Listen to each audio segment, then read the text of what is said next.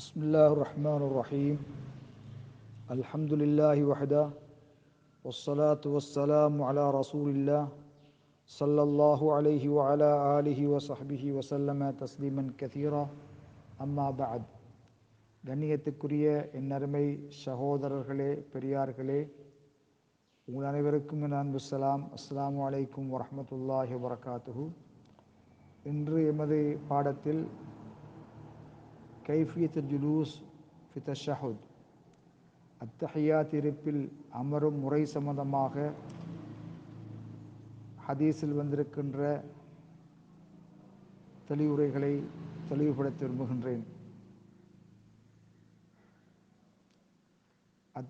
தொழுகையிலே அத்தஹியாத் இருப்பில் அமரும் முறை, தொழுகை 3 ரக்காத்துக்களை கொண்டதாக இருக்கும் அல்லது 4 ரக்காத்துக்களை கொண்டதாக இருந்தால், ஒரு தொழுகையின் முதல் அத்தஹியாத் இருப்பில், அதாவது 2 ரக்காத்துக்கள் தொழுது அந்த அத்தஹியாத் இருப்பில் இடது கால் மீது அமர்ந்து வலது காலை நட்டி வைக்க வேண்டும் என்பது ஹதீஸிலே தெளிவாக வந்திருக்கிறது.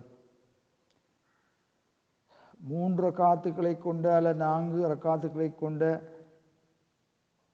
கடைசி இருப்பில் இடது பாதத்தை வலது பக்க துடைக்கும்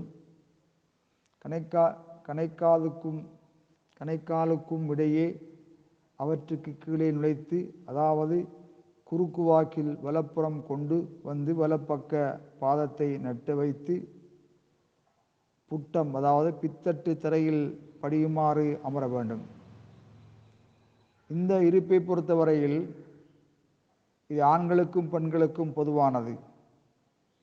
ஆண்கள் எவ்வாறு ஆண்களுக்கு நேரடியாக சொல்லப்பட்டிருந்தாலும் கூட பெண்களும் அந்த சட்டத்தினுள் உள்வாங்கப்படுவார்கள். இதுபோன்று அமர முடியாத நோயாளிகள், அமர முடியாத சூழ்நிலை ஏற்பட்டால் தமக்கு எவ்வாறு வசதிப்படுகிறதோ அவ்வாறு அமரலாம். கண்ணியத்துக்குரிய சகோதரர்களே, இந்த செய்தியை அபு ஹுமைத் அஸ்ஸாயிதி ரலியல்லாஹு தஆலா அறிவிக்கின்ற ஹதீஸிலே நாம் தெரிந்து கொள்ளக்கூடியதாக இருக்கின்றது.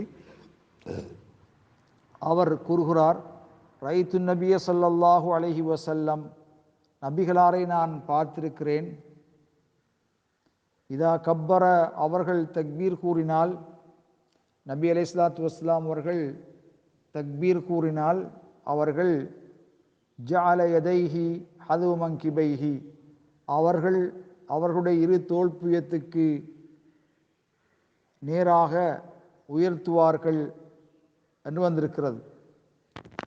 தக்பீர் கூறுகின்ற பொழுது கையை உயர்த்துவதா அல்லது உயர்த்தியதற்கு பிறகு தக்பீரை கூறுவதா என்ற செய்திகள் 2 வகையாக வந்திருக்கின்றன. கண்ணியத்துக்குரிய சகோதரர்களே, ஸல்லல்லாஹு அலைஹி வஸல்லம் அவர்கள் இதா காமில ஸலா, தொழுகைக்காக எழுந்தால் இர்ஃபு யதைஹி, இரு கையை உயர்த்துவார்கள். ஹத்தா யுஹாதிய பிஹிமா மன்கிபைஹி, அவ்விரு கையையும் தோள்பியத்துக்கு நேராக கொண்டு சென்று பின்னர் அவர்கள் தக்பீர் கூறுவார்கள் என்று வந்திருக்கிறது. அப்படி என்றால் இர்ஃபு யதைஹி சும்ம யுகப்பிர், முதலிலே அவர்கள் கையை உயர்த்துவார்கள், அதற்கு பின்னால் தக்பீர் கூறுவார்கள். இன்னொரு ரிவாயத் இப்னு உமர் மூலமாக வந்திருக்கின்ற ரிவாயத்திலே நபி அலைஹிஸ்ஸலாத்து வஸ்ஸலாம் அவர்களை நான் பார்த்திருக்கிறேன். இஃப்ததஹ தக்பீர, தக்பீரை தொழுகையிலே ஆரம்பிப்பார்கள். அதைத் தொடர்ந்து ரஃப யதை ஹீன யுகப்பிர், தக்பீர் கூறு நேரத்திலே 2 கையையும் உயர்த்துவார்கள் என்று வந்திருக்கிறது. இந்த 2 செய்தியும் வந்திருக்கிறது. 2 மார்க்கத்திலே தேர்ந்தெடுக்கப்பட்டதாக இருந்தாலும் கூட மிக சிறப்புக்குரியது எபுதஉ தக்பீர மஅ ரஃபி யதைஹி, இரு கையையும் உயர்த்துவதோடு தக்பீரை ஆரம்பிப்பது. தக்பீர் உயர்த்துவது முடிவடைவதோடு தக்பீரும் பூர்த்தியாக வேண்டும் என்ற கருத்து தான் மிக பொருத்தமாக தெரிகிறது. கண்ணியத்துக்குரிய சகோதரர்களே, நபி ஸல்லல்லாஹு அலைஹி வஸல்லம் அவர்கள் அவ்வாறு தக்பீர் கூறியதற்கு பிறகு வைதா ரக்கஅ அம்கன யதைஹி அன் ருக்பதைஹி, முழங்கால் மீது ஊன்றிக் கொள்வார்கள். ருக்கு செய்தால் முழங்கால் மீது அவர்கள் ஊன்றிக் கொள்வார்கள். அதற்கு பின்னால் சும்ம ஹசர லஹரஹு, பின்னர் தமது முதுகை சமமாக்குவதற்காக சாய்ப்பார்கள். இதா ரஃபா ரஅஸஹு இஸ்தவா ஹத்தா யஊத குல்லு ஃபக்காரின் மக்கானஹு. தம் முதுகெலும்புகளுக்குள் ஒவ்வொன்றும் அதனதன் இடத்துக்கு வரும் அளவுக்கு நேராக நிமிர்ந்து நிற்பார்கள். ஃபைதா சஜத, அவர்கள் சஜிதா செய்தால், வல யதைஹி ஐர முஃப்தர்ஷின் வலா காபிலிஹிமா, சஜிதா செய்யும் போது அவர்கள் தமது கைகளை பரப்பி வைக்க மாட்டார்கள், விரித்து வைக்க மாட்டார்கள். அவற்றை விழாவுடன் சேர்த்து ஒடுக்கி வைக்கவும் மாட்டார்கள். தம் கால்விரல் முனைகளை கிப்லாவை முன்னோக்க செய்வார்கள். இப்படித்தான் ஸல்லல்லாஹு அலைஹி வஸல்லம் அவர்கள் தொழுதிருக்கின்றார்கள்.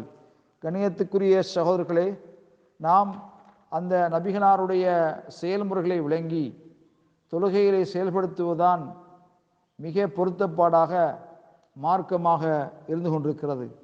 கண்ணியத்துக்குரிய சகோதரர்களே, இந்த வகையிலே நாம் எமது சுஜூதுகளையும் ருகூகளையும் அத்தஹியாத்துடைய இருப்பையும் செயல்படுத்துவதற்கு எல்லாம் வல்ல அல்லாஹ் எம் அனைவருக்கு அருள் செய்வானாக.